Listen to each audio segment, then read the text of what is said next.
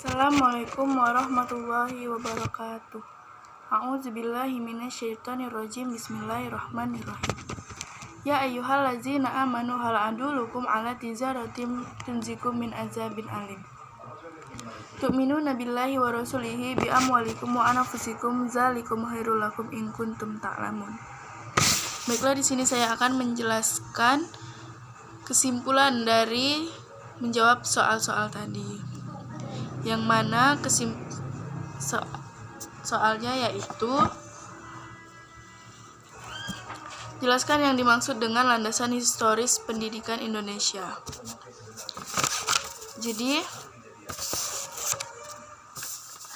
landasan historis yaitu sejarah atau peristiwa keadaan masa lampau dengan segala macam kejadian atau kegiatan yang didasari oleh konsep-konsep tertentu. Kemudian yang nomor 2, bagaimanakah pendidikan mulai dari zaman purba sampai kolonial Belanda? Pendidikan dari zaman purba yaitu tujuan dari pendidikan saat itu adalah agar generasi muda dapat mencari nafkah, membela diri, dan hidup bermasyarakat. Sedangkan di zaman Belanda, pendidikan itu dibagi menjadi 3, yaitu SD, SMP, dan SMA.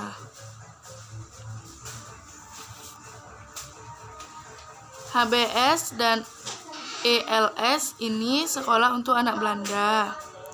Kemudian Skakel School ini tuh sekolah untuk pribumi. Kemudian di sekolah Skakel School ini, sebelum masuk Skakel School, pribumi itu harus menempuh sekolah selama 2-3 tahun. Kemudian Mulo itu kalau sekarang itu dia SMP, terus AMS itu kalau dia sekarang itu SMA. Lanjut nomor 3. Dilihat dari kondisi sosial budaya, pendidikan Indonesia dikelompokkan menjadi 3 tonggak sejarah. Sebutkan dan jelaskan.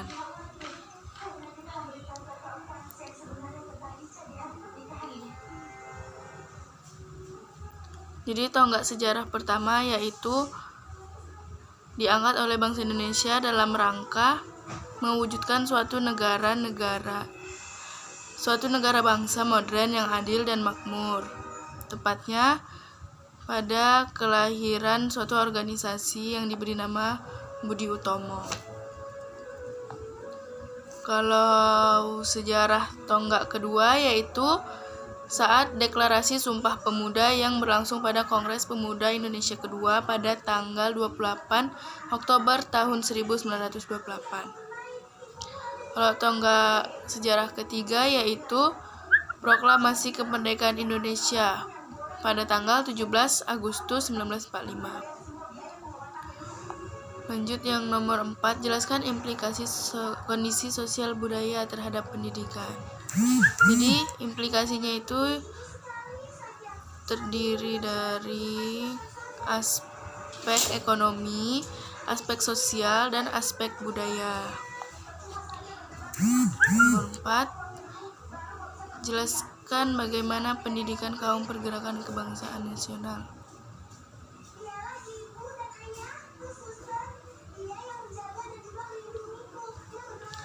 Jadi pergerakan kebangsaan yang bersifat nasional ini dimulai ketika pemerintah kolonial Belanda mengeluarkan kebijakan politik etis. Apa itu politik etis? Politik etis yaitu merupakan suatu kebijakan yang menyatakan bahwa pemerintah kolonial Belanda mempunyai tanggung jawab moral demi kehormatan mereka untuk membalas hutang budi atas kekayaan dan kemakmuran yang diterima Belanda dari tanah jajahannya, yakni Indonesia. Jadi politik etis ini disusun berdasarkan tulisan Conrad Theodor van Deventer yang dimuat pada majalah De Gids di Belanda. Kemudian yang ketujuh, jelaskan bagaimana pendidikan periode 1945 sampai 1969 dan era PJP 1. PJP itu adalah pendidikan jangka panjang.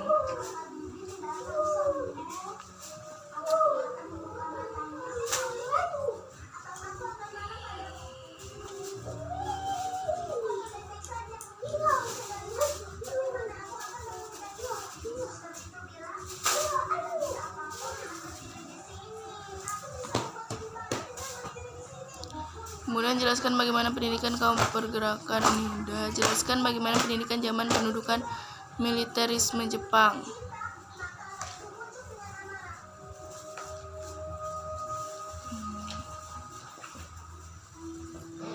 Jadi, pendidikan pada masa kependudukan Jepang di Indonesia itu disebut Hakko Ichiu, yaitu mengajak Indonesia dalam rangka mencapai kemakmuran bersama Asia Raya.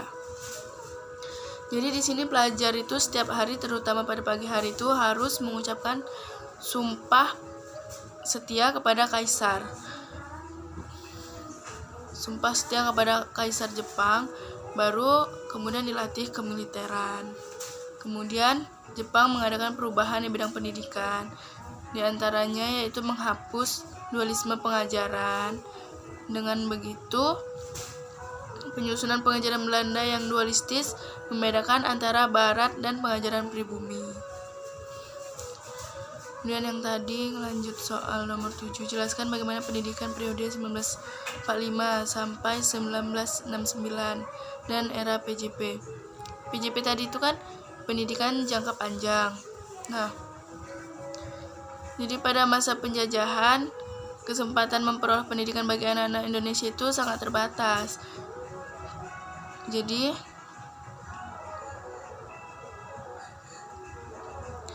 setelah proklamasi kemerdekaan, pemerintah mengangkat Ki Hajar Dewantara sebagai Menteri Pendidikan. Kemudian, Ki Hajar Dewantara ini menjabat hanya sampai 3 bulan. Kemudian jabatan Menteri PP dan dijabat oleh Mr. T.S.G. Mulya yang hanya menjabat selama 5 bulan.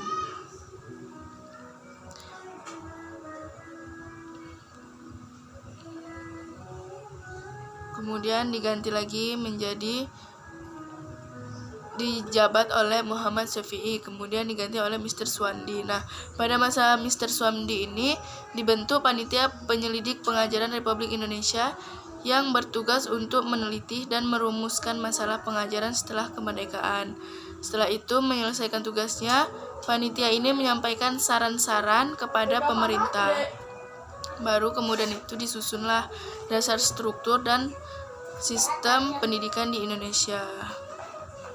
Tujuannya yaitu pendidikan di Indonesia merdeka adalah mendidik anak-anak menjadi warga negara yang berguna, yang dapat diharapkan di kemudian hari dapat memberikan pengetahuan kepada negara.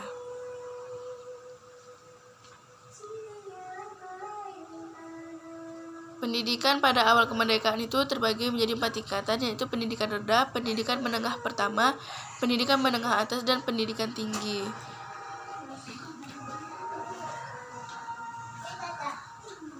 Jadi untuk pendidikan tinggi ini sudah ada sekolah tinggi dan akademi di beberapa kota seperti Jakarta, Klaten, Solo, dan Jogja. Baiklah, itu saja kesimpulan yang dapat saya sampaikan. Saya akhiri. Assalamualaikum warahmatullahi wabarakatuh.